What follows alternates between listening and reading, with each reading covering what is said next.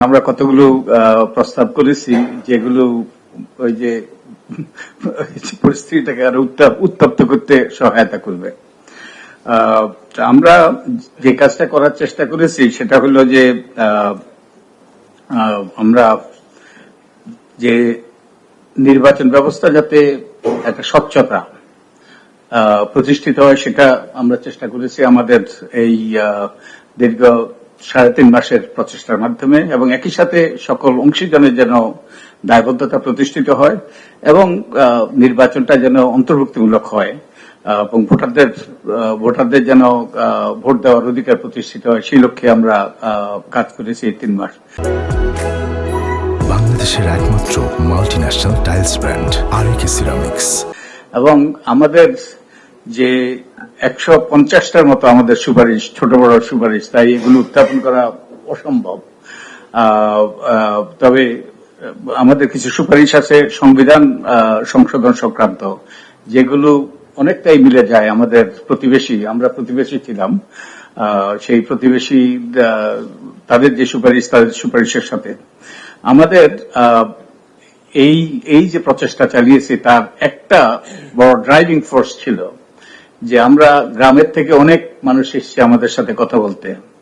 তাদের 2-1 বলে গিয়েছে আমাদেরকে যে এই যে সুন্দর বিল্ডিংটা আপনারা বসছেন, আমরা সংসদ ভবনে বসি, এই ইমারতে যেন আর যেন কুৎসিত লোক আসতে না পারে। এটা আমরা মনে করছি এটা ছিল আমাদের প্রতি ম্যান্ডেট। তা আমরা 18টা কি এরিয়াতে আমরা 150টার মতো আমরা সুপারিশ দিয়েছি, এবং এগুলোর একটা সুপারিশের এই সুপারিশগুলোর অন্যতম লক্ষ্য ছিল যে নির্বাচন কমিশনের স্বাধীনতা নিশ্চিত করা, তাদেরকে ক্ষমতায়িত করা, একই সাথে তাদেরকে দায়বদ্ধ করা। আমরা কেউ দায়বদ্ধ হতে চাই না, কিন্তু দায়বদ্ধতা অত্যন্ত গুরুত্বপূর্ণ, তাই দায়বদ্ধতার বিধানও আমরা অন্তর্ভুক্ত করেছি। এবং democratization and accountability of political parties, এটা চারটিখানি কথা নয়, এটা বলা সহজ, কিন্তু এটা আমাদের করতে হবে। যদি দলগুলোর মধ্যে গণতন্ত্র প্রতিষ্ঠিত না হয় তাহলে রাষ্ট্রে আমাদের সরকার ব্যবস্থা আমরা গণতান্ত্রিক শাসন প্রতিষ্ঠিত করতে পারবো তা সে আশা করা দুরাশা। আর ডায়াসপোরা ভোটিং, আমাদের প্রবাসীদের ভোটিং, তারা বহু বছর থেকে ভোটাধিকার থেকে বঞ্চিত, তাদেরকে যাতে ভোটাধিকারের সুযোগ দেওয়া যায়, এটাও আমাদের অন্যতম অগ্রাধিকার ছিল। আর প্রার্থীদের যোগ্যতা অযোগ্যতা, এটা গুরুত্বপূর্ণ ইস্যু, এবং এ ব্যাপারে অনেক রকম উত্তাপ সৃষ্টি হতে পারে।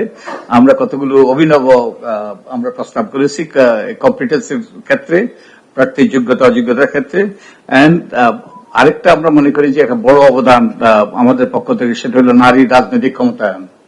আমরা এখন যেই ব্যবস্থা আছে এটা অলংকারিক এবং নারীকে অসম্মানিত করে।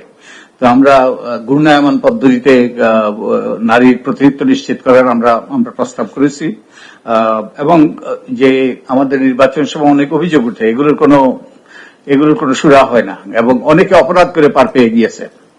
আমরা যে এই অপরাধ ব্যবস্থাকে যাতে সুসংগত করা যায় এবং তাদেরকে যাতে দায়বদ্ধ করা যায়, সেই বিষয়ে আমরা সুপারিশ করেছি। এবং বিশেষত আমাদের গত 3টি নির্বাচনে যারা আমাদের নির্বাচন ব্যবস্থাকে নির্বাসনে ফেলে দিয়েছে, এবং শুধু কর্মকর্তা নয়, আমাদের কমিশনের সদস্যরা, তাদের ব্যাপারে একটা তদন্ত করার, বিশেষত 2018 সালে যেই অভূতপূর্ব কাণ্ড ঘটেছে মধ্যরাতে, সে ব্যাপারে একটা তদন্ত করে তাদেরকে বিচারের আওতায় আনা গুরুত্বপূর্ণ বলে আমরা মনে করি, দায়বদ্ধতার আওতায় আনা গুরুত্বপূর্ণ বলে আমরা মনে করি।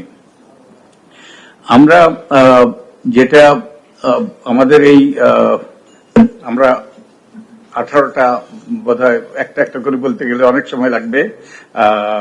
আমরা বিশেষত নির্বাচন কমিশনকে শক্তিশালী করার ব্যাপারে এবং তাদেরকে কার্যকর করার ব্যাপারে আমরা গুরুত্ব দিয়েছি, এবং আমরা কয়েকটা আইনের খসড়া তৈরি করেছি, এবং আরো 2-1টা তৈরি করার প্রক্রিয়া আছে।